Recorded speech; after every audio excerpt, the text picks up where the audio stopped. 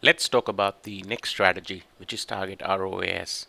So once again, you'd go into your campaign, click on settings, click on edit settings, and then head on to the bidding strategy. You can click on change bid strategy and select Target ROAS. So ROAS stands for return on ad spend. So let's say, for an example, if you're planning to spend $100 a day, you're telling Google that I'd like to make $500 per day.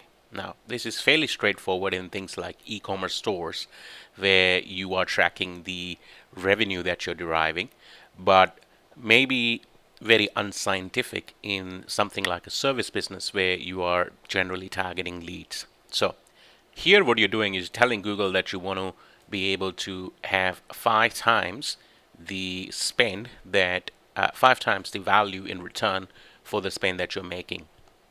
Now, as you can see, I put in 500, but Google complained that to use the selected bid strategy, you'll need more conversions. So, what are the challenges with this strategy? So, first challenge, obviously, is that yes, you do need a lot of conversions, not a lot, but you need conversions to be able to activate this strategy.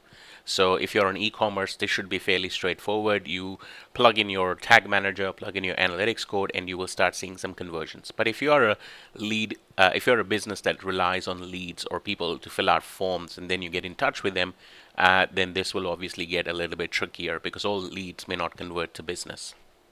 Having said that, some of the other challenges with ROAS is Google controls everything. So Google controls the bids.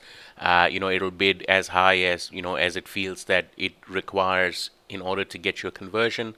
It doesn't care about the bid adjustments you would make. So if you made device adjustments or location or audience adjustments, minus 50%, minus 100%, it doesn't care about that, and it works fine if you're an e-commerce store, but again, even at that stage, I would recommend that you have a decent amount of conversions, a lot of conversions, and that your conversion tracking is absolutely flawless. So even with e-commerce stores, I've seen either multiple page views firing on the same page. I've seen bounce rate as low as 5%, which is practically not possible. I've seen a lot of issues with tracking being set up properly. And when your tracking isn't set up properly, you will find that you have issues with your conversion tracking data, which eventually impacts this number.